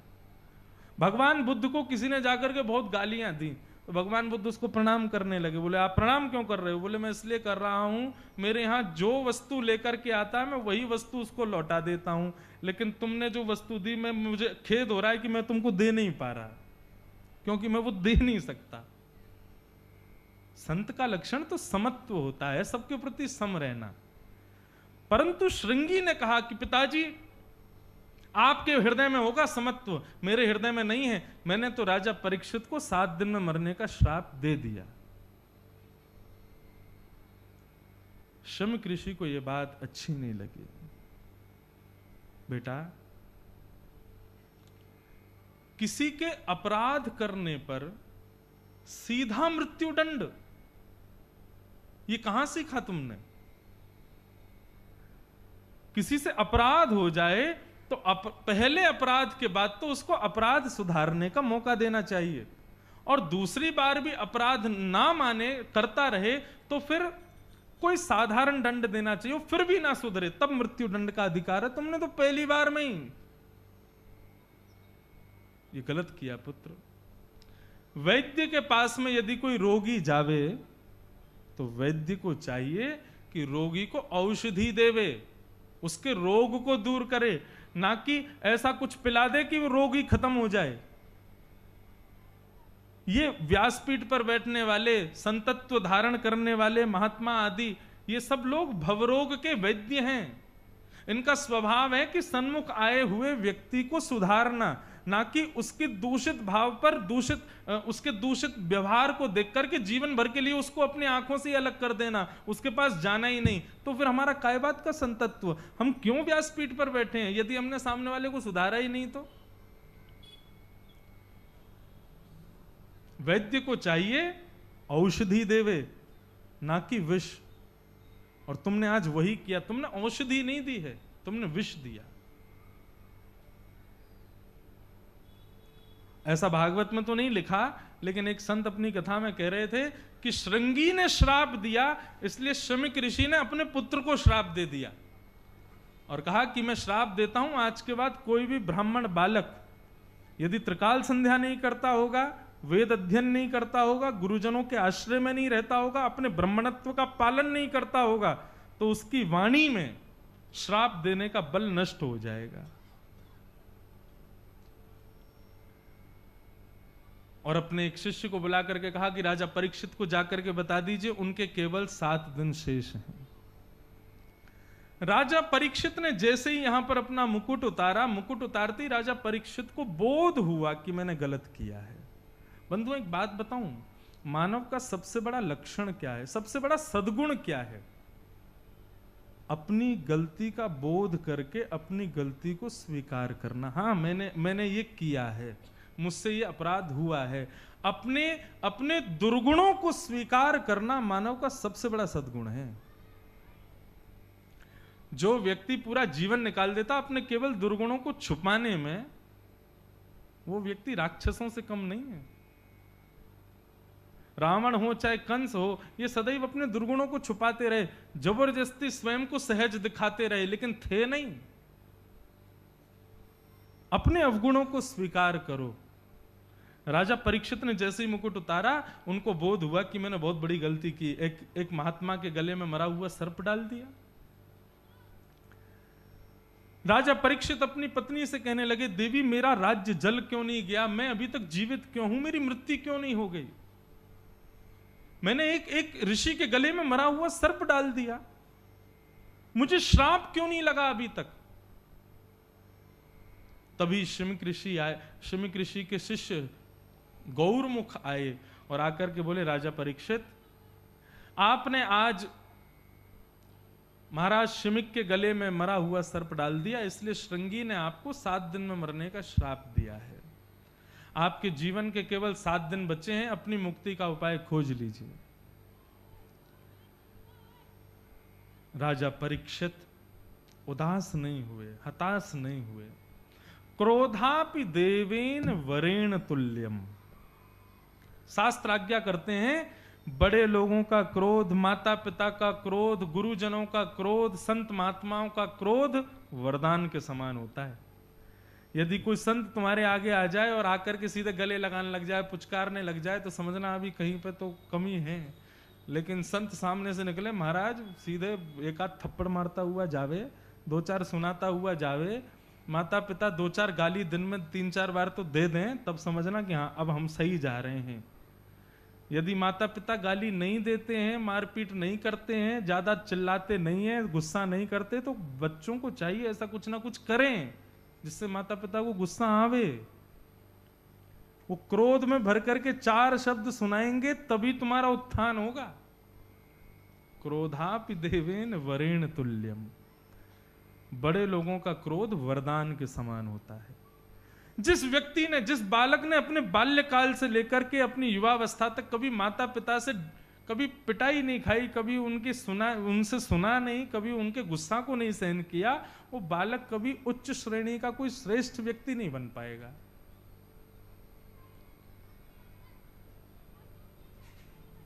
तस्मात् पुत्रम च शिष्यम च ताड़ेत न तु लाड़ेत। शास्त्र आज्ञा करते हैं, माता पिता को चाहिए जितना हो सके बालकों को ताड़ना करो, ज्यादा लाड़ प्यार नहीं करना चाहिए, क्योंकि ताड़ना से ही सुधरेंगे बालक। और आजकल के बालकों को तो बहुत ही ताड़ना की जरूरत है। आजकल तो बहुत बिगड़ गए बच्चे। हमारे समय में तो स्कूल में पिटाई होती थी, अब तो स्कूलों में पिटाई भी बंद हो गई है। कहां से सुधरेंगे? पत्थर में छेनी हथौड़ा नहीं पड़ेगा तो कहां से मूर्ति बनेगा, कब पूजेगा वो? इसलिए भले स्कूल में नहीं पिट रहे हो, माता पिता को चाहिए घर में ही पीटते हैं, थोड़ा बहुत तो पीटा करें। लेकिन ये भी नहीं कि हापुड़ में महाराज कल से हाहाकार मच जाए, बच्चे धरना पे बैठ जाएं बाहर। ऐसे व्यास जी कथा करके गए कि हमारा जीना दुश्वार कर गए घरों में। ताड़ना का मतलब होता है आपके नेत्र ही इतने गंभीर हो जाएं कि बच्चे उसी से ही सतर्क रहें। मानव का स्वभाव ना जल की तरह होता है, और जल को फैलाओगे ना तो जल सदैव ढलान पे ही जाता है। मानव भी ऐसा, जरा सी छूट मिलती है ना पाप की ओर ही भागता है। उसको ऊपर चढ़ाने के लिए, जैसे जल को चढ़ाने के लिए मोटर चाहिए ना, ऐसी मानव को भी श्रेष्ठ बनाने के लिए ये ताड़ना बहुत जरूरी है। ताड़ना का मतलब मारना नहीं होता, ताड़ना का मतलब समय समय पर क्रोध करना, समय समय पर एक प्रकार से कथा भी ताड़ना है। सत्य मार्ग का प्रदर्शन करना, तुम गलत कर रहे हो ये उनके मुंह पर बता देना, ये कथा ही तो करती है। राजा परीक्षित को जब पता चला कि मुझे 7 दिन में मरने का श्राप मिला है, वो दुखी नहीं हुए। अपने पुत्र को राज्य गद्दी पर बिठा दिया और पत्नी से बोले, देवी मैं बहुत प्रसन्न हूं, शायद पृथ्वी का सबसे प्रसन्न व्यक्ति हूं। क्यों? मुझे ये शोक नहीं है कि मुझे 7 दिन में मरने का श्राप मिला। मुझे इस बात की प्रसन्नता है कि मुझे एक संत ने बता दिया कि तुम्हारे केवल 7 दिन शेष बचे हैं। इस पृथ्वी पर एक व्यक्ति भी ऐसा नहीं है जो कह सके अगला क्षण भी वो जीवित रहेगा, लेकिन मैं कह सकता हूं कि 7 दिन से पहले परब्रह्म भी मुझको नहीं मार सकता। संसार में कोई नहीं कह सकता कि मैं कल जीवित रहूंगा, कल भी कथा में आऊंगा, कल भी कथा सुनूंगा ना, कुछ नहीं पता। परंतु आज परीक्षित कह रहे हैं कि मैं निश्चित रूप से कह सकता हूं कि अब मेरे प्राण 7 दिन से पहले नहीं निकलेंगे। और इस प्रसन्नता को धारण करके परीक्षित जी महाराज निकल पड़े, गंगा के तट पर पहुंचे। असंख्य संत पधारे। सब संतों से ज्यादा वार्तालाप ना करते हुए राजा परीक्षित ने सीधा अपने उद्धार का प्रश्न किया। बंधुओं, एक आज्ञा और करते हैं संतजन कि संत से ना क्षण ही मांगना चाहिए, बस ज्यादा समय नहीं, और उस क्षण में भी अपना उद्धार कैसे हो यही पूछना चाहिए। संकोच मानव का एक गहना है, और जो लोग संतों के सन्मुख, गुरुजनों के सन्मुख संकोच नहीं करते ना, मुझे उनको देख करके पता नहीं बड़ा अजीब लगता है। जो बड़े मुक्त हस्त से अपने गुरुजनों के सामने बोलने लग जाते हैं और महाराज ठाके मार करके हंसी करते हैं, ठीक है, कभी कभी वैसा माहौल हो तो चाहिए, लेकिन फिर भी अपने गुरुजनों के सन्मुख जितना हो सके थोड़े संकुचित रहो, थोड़े संकोच में रहो, स्पष्ट बातों को कहने में थोड़े सकुचाओ, शिष्य का लक्षण है। राजा परीक्षित ने और कहीं बात में कुछ नहीं कहा। संत आए, सबसे हाथ जोड़ करके कहा, मेरे जीवन के केवल 7 दिन बचे हैं, मुझे भगवत प्राप्ति कैसे हो, मुझे मुक्ति कैसे हो, मुझे ये बताइए। सब संत अलग अलग मार्ग बताने लगे, लेकिन नैको मुनिर्यस्य वचः प्रमाण, कोई भी प्रमाण से नहीं कह पाया कि राजन तुम ऐसा करो तुम्हें मुक्ति मिल जाएगी।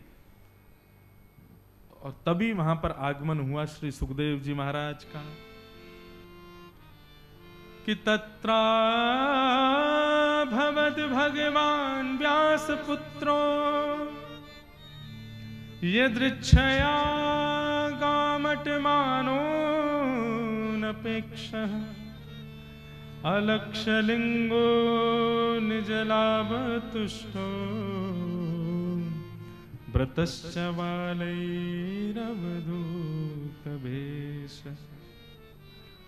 श्री सुखदेव जी महाराज की जय। श्री सुखदेव जी का आगमन हुआ और सुखदेव जी आते ही सीधे उस आसन पर विराजमान हो गए जो आसन परीक्षित ने सन्मुख रखा था। सुखदेव जी आकर के बैठे, राजा परीक्षित ने चरणों में प्रणाम किया और प्रणाम करते हुए कहते हैं, येषां संस्मरणात् पुंसां सद्य सुद्यन्ति वै गृहा किं पुनर्दर्शन स्पर्श पाद शौचासनादिभिः।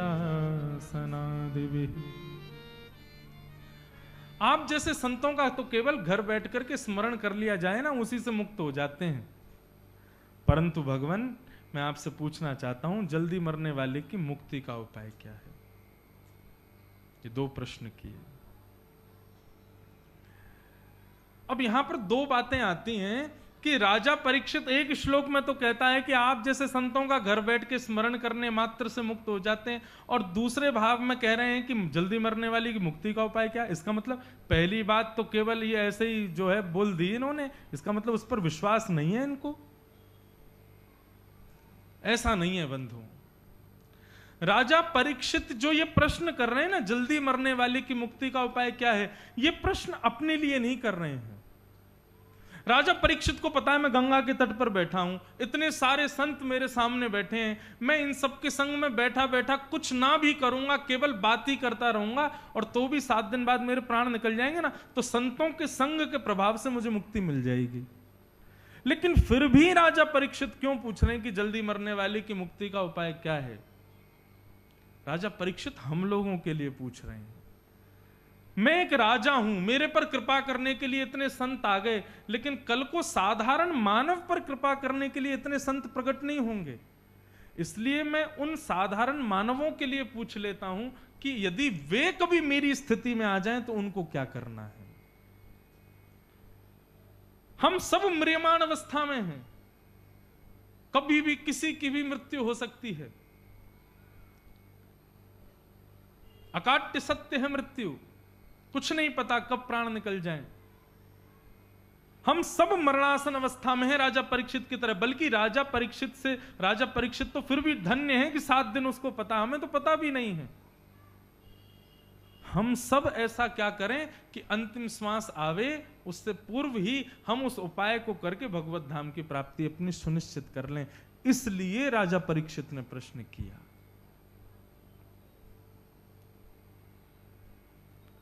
और यहां से अब श्री सुखदेव जी महाराज कहना प्रारंभ कर रहे हैं। सुखदेव जी को हम लोग वंदन कर लें। भागवत के मुख्य श्रोता हैं, मुख्य वक्ता हैं श्री सुखदेव जी महाराज। उनको 2 मिनट अपने भाव से सब लोग प्रणाम करो। हे मेरे गुरुदेव करुणा सिंधु करुणा कीजिए। मेरे गुरुदेव करुणा। सब सुखदेव जी को स्मरण करके प्रणाम करो।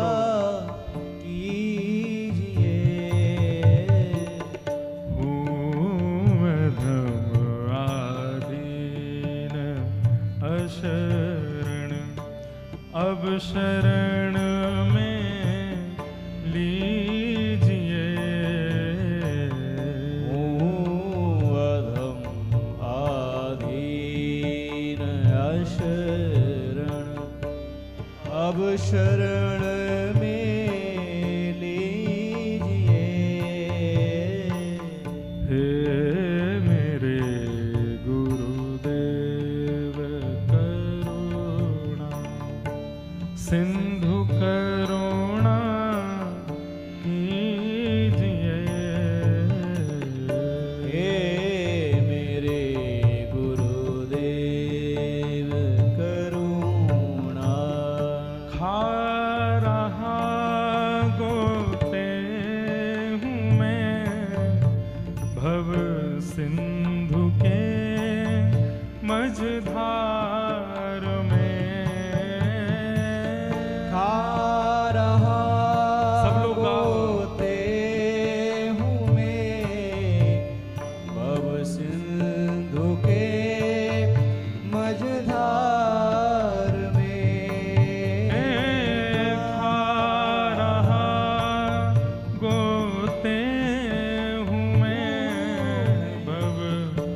सिंधु के मझधार में खा रहा गोते हूँ मैं भव सिंधु के मझधार में। पार करना या न करना दोनों मर्जी आपकी। पार करना या न करना दोनों मर्जी आपकी। हे मेरे गुरुदेव करुणा सिंधु करुणा कीजिए।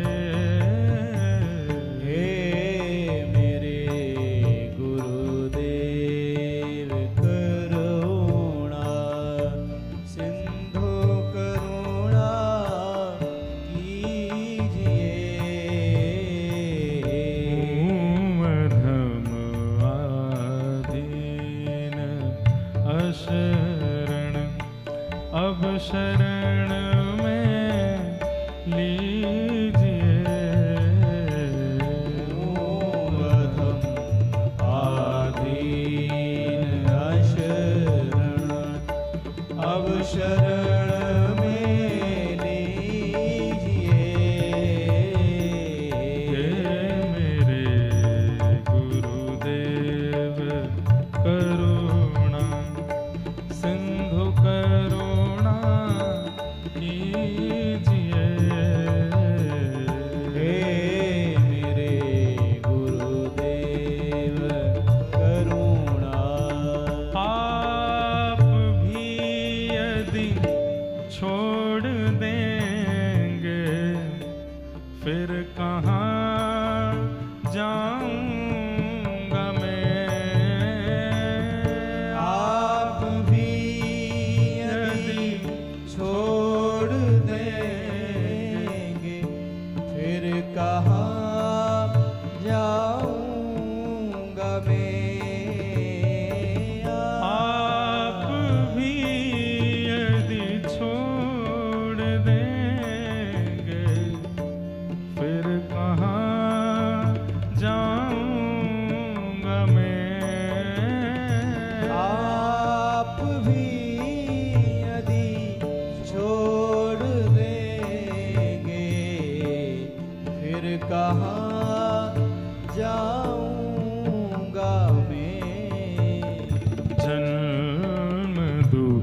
से नाव कैसे पार कर पाऊंगा मैं।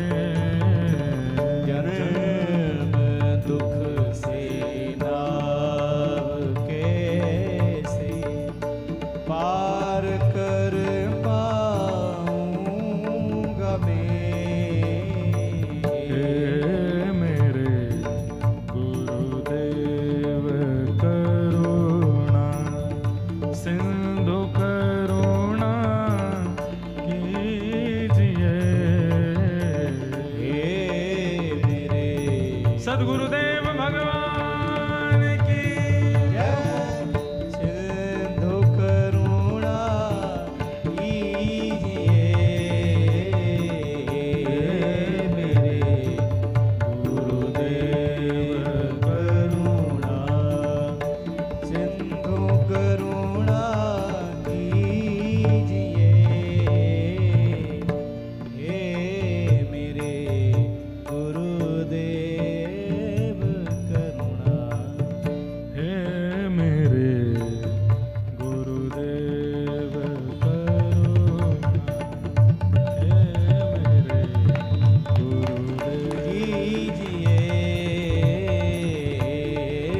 मेरे गुरुदेव हे मेरे गुरुदेव हे मेरे गुरुदेव।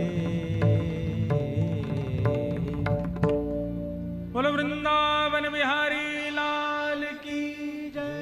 सद्गुरुदेव भगवान की जय।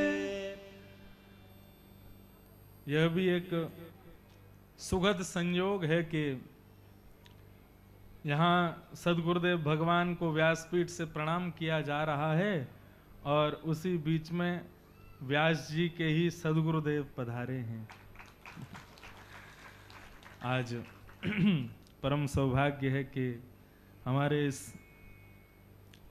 मंगल में महाराज जी के इस मंगल उत्सव में आज कृपा पूर्ण सन्निधि प्रदान करने के लिए श्रीमद् भागवत के प्रेरणा स्रोत जिन्होंने अनेक वक्ताओं को प्रेरणा प्रदान की है, देह बुद्धि से मेरे पिता हैं परंतु आत्मदृष्टि से मेरे सद्गुरुदेव हैं, ऐसे पूज्य पिताजी महाराज को बारंबार प्रणाम। ये सौभाग्य है दास का। वैसे तो पिता गुरुस्त्वम जगताम धीशो, इंद्र भगवान से कहते हैं कि आप ही मेरे पिता हो और आप ही मेरे गुरु हो, लेकिन वहां पर ये है नहीं, इंद्र जबरदस्ती बोल रहा है। भगवान उसके ना तो पिता है ना गुरु है, लेकिन वो जबरदस्ती बोलता है कि आप ही मेरे गुरु हो और आप मेरे पिता भी हो। लेकिन यहां जबरदस्ती नहीं है, यहां सहज ही है, यही मेरे पिता हैं और आप ही मेरे गुरु हैं। गुरु दीक्षा का जब भाव मन में आया तो चित्त वृत्ति और संत जनों की आज्ञा यही हुई कि आपके पिता से श्रेष्ठ आपको गुरु नहीं मिलेंगे, उन्हीं को ही गुरु मानो। और ऐसे गुरु सबको मिल जाएं। गुरु क्या बोलते हैं उसको, गुरु पहलवान, हाँ गुरु मेहरबान तो चेला पहलवान। और इसके प्रत्यक्ष दर्शन के रूप में तो हमारे पूज्य रविंद्रानंद जी महाराज हैं। आपके ऊपर देखो सदगुरुदेव की ऐसी कृपा, इतने पहलवान चेला।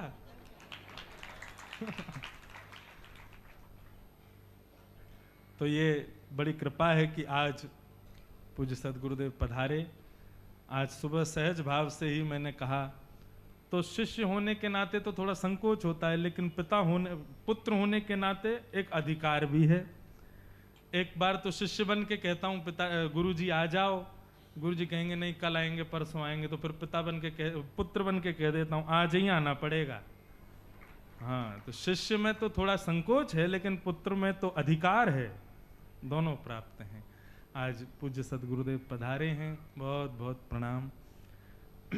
मुझे पहले तो भय लग रहा था, मैंने पिताजी आके कहीं प्रसंग सुन के नाराज नहीं हो जाए, तुम्हारा यहाँ 5वां दिन चल रहा है, अभी तुम यहीं बैठे हो, इतने आराम आराम से कथा चल रही है। हमको महाराज जी की आज्ञा हो गई कि अपने मन से स्वांत सुख से खूब आनंद से रज रज के धीरे धीरे कथा सुनाओ।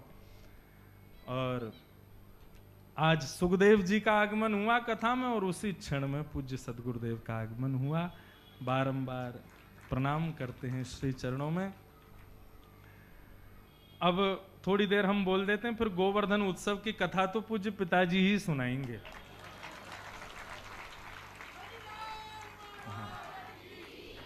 ये पुत्र के अधिकार से था। हाँ, कहीं शिष्यत्व से कहता तो हो सकता मना भी कर देते, लेकिन ब्रज की लीला तो भैया जैसी हमारे पूज्य पिताजी महाराज के में वो तो आनंद ही अलग है। तो हम थोड़ी देर तो कुछ कह देते हैं, फिर उसके बाद ब्रज के जो गोवर्धन उत्सव की कथा है वो तो पूज्य सदगुरुदेव भगवान ही सुनाएंगे।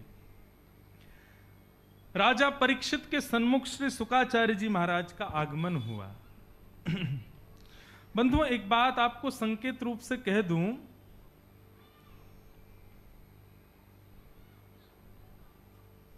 कई लोग मेरे पास आकर के कहते हैं महाराज जी हम अभी गुरु जी ढूंढ रहे हैं किसको बनाएं।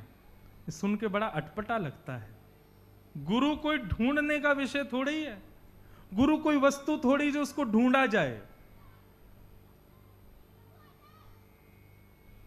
गुरु ढूंढने पर नहीं मिलता। भगवत कृपा से गुरु तो सहज ही पूर्ववर्ती ठाकुर जी ने नियोजित कर रखा है आपका, बस मिलन की देर है। मिलन होते ही गुरु प्राप्त हो जाएंगे। जिसके प्रति आपका तन मन धन समस्त सर्व न्योछावर करने की भावना आ जाए, वही गुरु हैं। गुरु कोई ढूंढते थोड़ी हैं कि उनकी परीक्षा लें, उनकी कथा सुने, कौन अच्छा बोलते हैं, कौन ठीक बोलते हैं, कौन समान बोलते हैं। इस प्रकार से गुरु ढूंढा थोड़ी जाता है।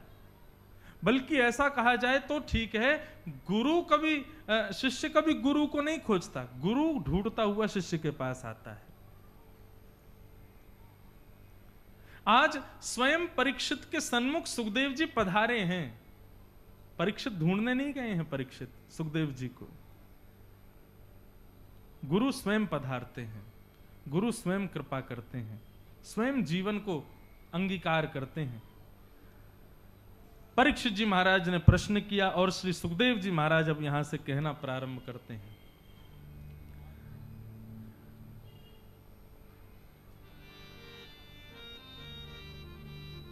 कि वरीयानेशते प्रश्न क्रतो लोकहितं नृप आत्मवित् सम्मतः पुंसा श्रोतव्यादिषु पर। राजन, तुमने ये प्रश्न अपने लिए नहीं किया है। वैसे तो तुम्हारा प्रश्न बहुत अच्छा है कि जल्दी मरने वाले की मुक्ति का उपाय क्या है, लेकिन यदि ये प्रश्न तुमने अपने लिए किया है, यदि इस प्रश्न को पूछने वाला स्वयं परीक्षित है, तो ये प्रश्न उचित नहीं है। तुम मुक्ति की कामना करते हो परीक्षित, और तुम वो बालक हो जिसने जन्म बाद में लिया, मातृगर्भ में भगवान का दर्शन पहले किया। भगवान ने केवल तुमको इसलिए बचाया ताकि तुम एक समय आने पर मुझसे मुक्ति की कामना करो। मतलब राजा परीक्षित के इस प्रसंग से सुखदेव जी प्रसन्न नहीं है कि तुम मुक्ति क्यों मांग रहे हो। मांगनी है तो भक्ति मांगो। मुक्ति में और भक्ति में अंतर क्या है? केवल इतना समझ लीजिए, मुक्ति संसार का हर व्यक्ति चाहता है। किसी से भी पूछ लो क्या चाहते हो, जितने दिन रहूं उतने दिन खुश रहूं और जब मर जाऊं तो मुझे मुक्ति मिल जाए। सबका यही भाव है। परंतु वैष्णवों को, वृंदावन से संबंध रखने वालों को, गुरुजनों के आश्रय में रहने वालों को मुक्तियों नौनसी खारी लागे। वो मुक्ति की कामना नहीं करते, उनकी कामना तो भक्ति की होती है। और मुक्ति और भक्ति में अंतर केवल इतना जानो, मुक्ति मतलब मृत्यु के पश्चात भगवत दर्शन, और भक्ति का मतलब जीते जी भगवत दर्शन, जीते जी ठाकुर जी के सन्मुख विराजमान। एक प्रसंग याद आता है, भक्ति की कैसी सामर्थ्य है। श्री गोविंद दास जी गोवर्धन पर बैठे थे और गुसाई श्री विठलनाथ जी को पद सुना रहे थे। गुसाई श्री विठलनाथ जी बैठ करके सुन रहे थे और गोविंद दास जी बैठ करके पद गा रहे थे, और पद गाते गाते गाते ऊंचे ऊंचे स्वर ले में, और ऊंचे ऊंचे स्वर लेकर के अपने बगल में कोई था नहीं उनके, और बगल में ऐसे इशारा करके कहें, हाँ तुम भी लो तुम भी गाओ, ने को रूचो लगाओ, हाँ ऐसे ही, बिल्कुल ऐसे ही, इस प्रकार से बात भी करें बीच में। अब सामने बैठे गोसाई विठलनाथ जी मन में विचार करें ये किससे बात कर रहा है। अब गाते गाते अचानक गोविंदास जी बोले अच्छा बताऊं, ऐसे गलत स्वर लगावे, गलत स्वर लगावे। तो गोसाई जी बोले ए गोविंदा किससे बात कर रहे हो, ये बीच बीच में किसको बोलते हो कि स्वर ठीक लगाओ, स्वर मधुर करो और ऐसे अच्छा गाओ, किससे बात करते हो। गोविंद स्वामी जी के नेत्र सजल हो गए, बोले और कौन होगो, तुम्हारो लाला बैठो है मेरे संग में, कान पे हाथ धर के अलाप लगा रो है, प्रेम से गा रो है, रज रज के गा रो है। गोसाई विठलनाथ जी बोले कहां बैठे हैं, बोले वो खंबा के पीछे आड़ में बैठो है। गोसाई श्री विठलनाथ जी बोले गोविंदा इधर आ।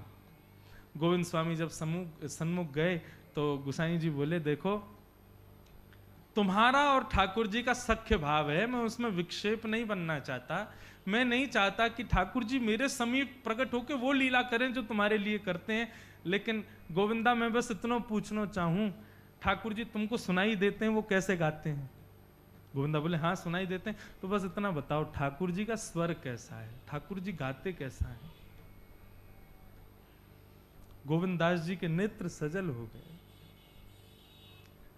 और गोसाई विठलनाथ जी से बोले आपको लाला इतनो मधुर गावे, इतनो स्वर में गावे। श्रीमद् भागवत के युगल गीत में ठाकुर जी के वंशी के नाद का वर्णन है कि ठाकुर जी वंशी कैसी बजाते हैं, कितनी स्वर में बजाते हैं। तो बताते हैं कि ठाकुर जी जब वंशी बजाते हैं तो आकाश में देवादिदेव महादेव, स्वयं ब्रह्मा, स्वयं सरस्वती हाथ में कलम और कॉपी लेके बैठते हैं और ठाकुर जी जिस जिस स्वर को बजाते हैं उसको लिख करके वे सब विचार करते हैं कौन सा राग बजा रहे हैं, ये कैसे बजा रहे हैं। जब भोर का राग ठाकुर जी बजाने लगते हैं तो सूर्य प्रकट होने लगते हैं, लेकिन अचानक ही ठाकुर जी ऐसा राग बजा देते हैं जो रात्रि का होता है तो चंद्रमा भी प्रकट हो जाते हैं। ठाकुर जी जब वंशी बजाते हैं तो आकाश में सूर्य चंद्र दोनों विद्यमान होते हैं। ऐसे स्वर के अधिपति हैं हमारे ठाकुर जी। लेकिन आज श्री गोविंद दास जी से गोसाई जी पूछते हैं लाला को स्वर कैसो है, लाला गावे कैसो है। गोविंद दास जी बोले गोसाई जी आपको लाला बहुत मधुर गावे, आपको गाना बहुत प्रिय गावे, लेकिन गोसाई जी बोले लेकिन मतलब कहीं कोई गड़बड़ी करे, कहीं कोई चूक कर जाए। बोले नहीं नहीं आपको लाला बिल्कुल बढ़िया गावे, कोई राग में कोई चूक ना करे, लेकिन किशोरी जी लाल से वो बढ़िया गावे, लाल जी तो मधुर गावे। जब किशोरी जी गाना प्रारंभ करे ना तो तुम्हारो लाला वो फीको लगे। आहा, ये भक्ति की पराकाष्ठा है, ये मुक्ति में संभव नहीं है, ये भक्ति में संभव है। भक्ति का मतलब हम जीते जी संसार के मध्य में ही जब हम अपने परिवार के लोगों को क्रिया करते हुए देखते हैं, ठीक उसी प्रकार ठाकुर जी को क्रियान्वित देखें, ये भक्ति की पराकाष्ठा है। आज श्री शुकाचार्य जी महाराज परीक्षित के भाव को सुनकर के यह कहना चाहते हैं कि परीक्षित तुम मुक्ति मत मांगो, तुम तो भक्ति मांगो। अरे आज 7वां दिन होता, अंतिम क्षण होता, तुम्हारे प्राण निकल रहे होते, तब भी मैं आ जाता तो तुमको मुक्ति दिला देता। ये 7 दिन तुम्हारे पास हैं, इन 7 दिनों में तो तुम मुक्ति नहीं भक्ति मांगो। अगर ठाकुर जी कृपा हुई ना इन 7 दिनों में भक्ति के प्रभाव से, ठाकुर जी यहीं प्रकट होके तुम्हारे गले में गलवैयां डाल करके तुमको लेके जाएंगे अपने धाम को। ये भक्ति की सामर्थ्य है। इस प्रकार श्री शुकाचार्य जी परीक्षित को समझाते हैं और भक्ति के मार्ग पर चलने के लिए आज्ञा करते हैं। अब आगे का जो प्रसंग है, अब जो कथा आगे सुना रहे हैं वो हम लोग कल के प्रसंग में सुनेंगे 2 बजे से। आज पूज्य सदगुरुदेव भगवान आए हैं, गोवर्धन लीला यहाँ पर 56 भोग सजे हैं। ब्रजमंडल की गोवर्धन उत्सव की कथा पूज्य सदगुरुदेव से सुनेंगे, लेकिन उससे पूर्व 2 मिनट श्री जी को प्रणाम कर लो। मन भूल मत जइयो राधा रानी के चरण, मन भूल मत जइयो राधा रानी के चरण। हे मन भूल मत जइयो श्यामा प्यारी के चरण, मन भूल मत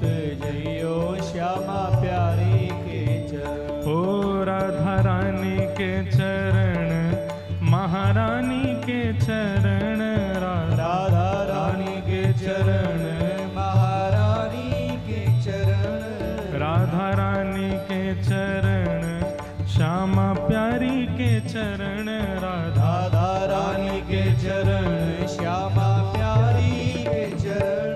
मन भूल मत जइयो राधा रानी के चरण, मन भूल मत जइयो राधा रानी के चरण। मेरे मन भूल मत जइयो श्यामा प्यारी के चरण, मेरे मन भूल मत जइयो श्यामा प्यारी के चरण। बांके ठाकुर की बांकी ठकुरानी के चरण, बांके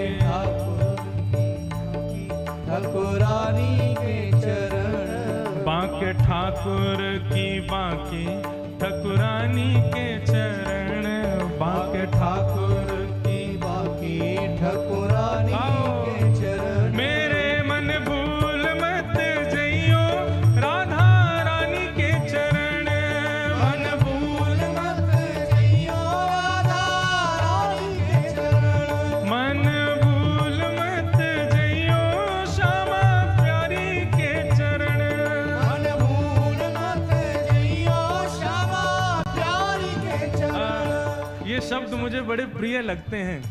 हो वृषभानु की किशोरी, ये तो गैया हूते भोरी, वृषभानु की किशोरी, तो गैया होते भोरी। वृषभानु की किशोरी, ये तो गैया हूते भोरी, वृषभानु की किशोरी, तो गैया होते भोरी।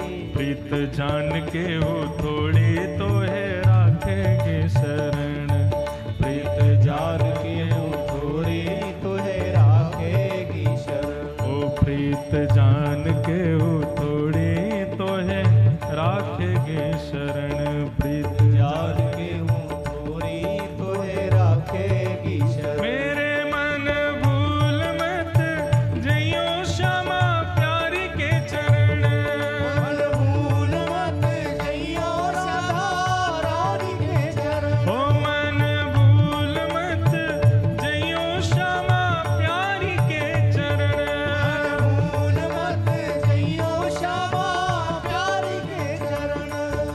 जाको श्याम उरहेर, राधे राधे राधे टेर, जाको श्याम उरहेर,